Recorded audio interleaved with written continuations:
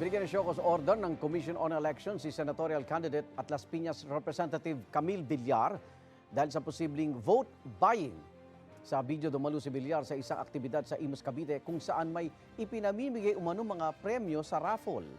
Isa sa mga inaalam ng COMELEC ay kung kailan nangyari ang event.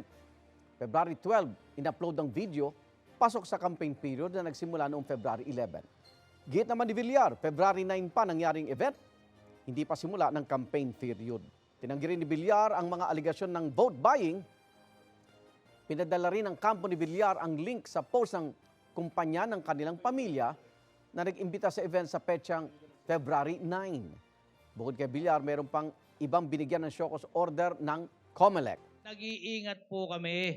Baka mamaya, pagbabariling kami doon, alam ko marami na sa inyong mga bahay na pinuntahan ng mga commander ng ating kalaban. Alam mo, yung mga kalaban natin, alang ginawa kundi manira.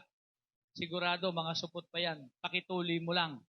Yan naman yung mga pahayag ni Cabiao Nueva Ecija Mayor Ramil Rivera na tumatakbong Vice Mayor. Hiningan siya ng paliwanag ng COMELEC dahil sa umano'y red tagging sa kanyang kalaban, pati ang paggamit ng mga bastos na salita.